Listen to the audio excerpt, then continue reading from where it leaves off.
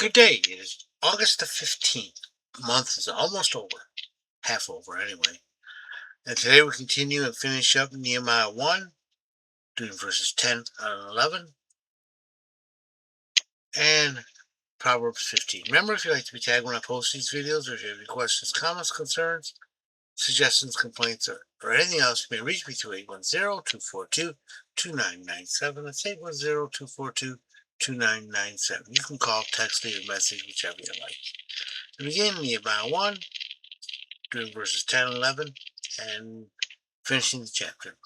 Now, these are your servants and your people, from whom you redeemed by your great power and by your strong hand.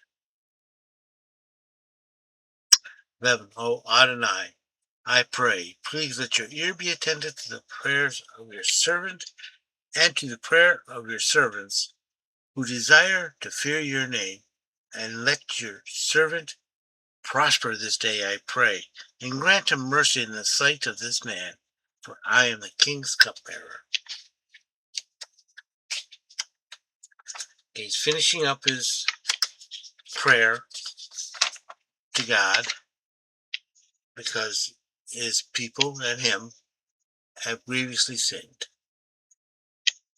Verse 10. Now these are your servants and your people, whom you have redeemed by your great power and by your strong hand. They've been granted the privilege of being redeemed. They did it it was done by his great power and his hand. They're claiming the privilege based on that after their confession. And their promise to come back to him, to do and obey, and to do his word. Verse 11. And O Adonai, that's power, I pray here, please let your ear be attentive to the prayer of your servant. That's me, that's Nehemiah. Listen to what I'm saying, please, and to the prayer of your servants. That's the rest of Israel, who desire to follow your name, anyone who wants to obey God. And let your servant prosper this day. That doesn't mean money, that means have things go well for him, I pray. And grant him mercy in the sight of this man, for I was the king's cupbearer. He's asking for a special intercession. Verse 15. A soft answer turneth away wrath, but a grievous word stirreth up anger. Yeah, when you answer harshly, people can get mad. To the tongue of the wise uses knowledge aright, but the mouth of fools pours out foolishness. 3. The eyes of Yahweh are in every place, keeping watch upon the good and evil. God is watching. 4. A soothing tongue is a tree of life, but perverseness therein is a wound to the spirit. The tongue can hurt, harm, damage, or kill. It can also mend, heal, and give life. 5. A fool despises his father's correction, but he either regarded reproof as prudent. Yeah, when wise people say you're wrong, probably best to at least consider what they're saying. 6. In the house of the righteous is much treasure, but in the revenues of the wicked is trouble. 7. The lips of the wise disperse knowledge, but the heart of the foolish is not steadfast. 8. The sacrifice of the wicked is an abomination to Yahweh. Oh yeah, this is the abomination chapter of Proverbs. The sacrifice of the wicked is an abomination to Yahweh. This is a person who does not want to obey God, has not obeyed God, rebels against God, and now he's asking for a favor. But the prayer of the upright is his delight. So basically the wicked is trying to bribe God. 9. The way of the wicked is an abomination to Yahweh, but he loveth him that followeth after righteousness. God directs the path, says, look, this is the way you're supposed to go. but the wicked go, I ain't going that way. 10. There's a grievous correction for him that forsaketh the way, that is, doesn't follow God's path. And he that hated reproof shall die, because he keeps on doing wrong and refuses to correct himself. 11. Another world and destruction are before Yahweh. How much more the hearts of the children of men? 12. A scorner loveth not to be reproved. He will not go unto the wise. 13. A merry heart maketh a cheerful countenance, but the sorrow of the heart, the spirit is broken. 14. The heart of him that has discernment seeketh knowledge, but the mouth of fools feedeth on folly.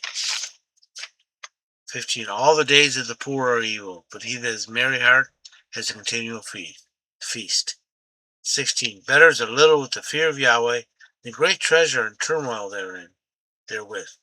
Yeah, better a little with God than great riches and fighting. 17. Better is a dinner of herbs where love is than a stalled ox and hatred therewith. 18. A wrathful man stirreth up discord, but he that is slow to anger appeaseth strife. 19. The way of the sluggard is as though hedged by thorns, but the path of the upright is even. The sluggard is so lazy, it's every step is like he's going through thorns, because all he wants to do is sit down. 20. A wise son maketh a glad father, but a foolish man despises his mother.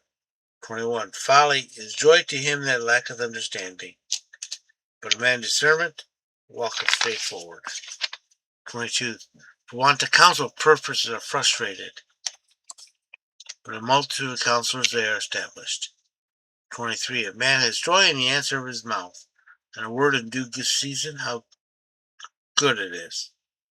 24. The path of the upright goes upward for the wise, that it may depart from the nether road beneath. God's path leads to heaven. 25. Yahweh will pluck up the house of the proud, but he will establish the border of the widow.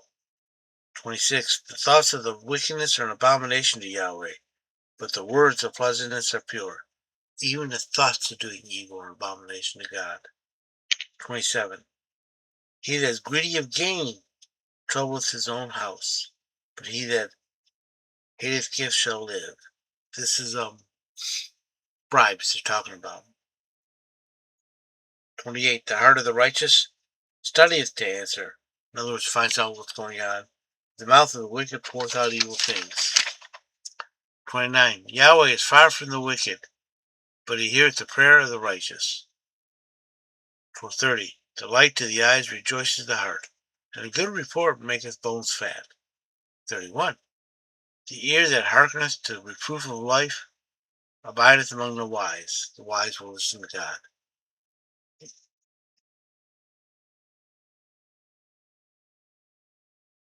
32. He that refuses correction despises his own soul, but he that hearkeneth to reproof getteth understanding. 33. The fear of Yahweh is the instruction of wisdom, and before honor goes humility. I hope you've been blessed by this reading. May the Lord richly bless you. Remember, if you'd like to be tagged when I post these videos, or if you have any questions, comments, concerns, suggestions, complaints, or anything else, you may reach me through 810-242-2997. That's 810-242-2997. You can call, text, leave a message, whichever you like. Remember, Jesus loves you. So do I.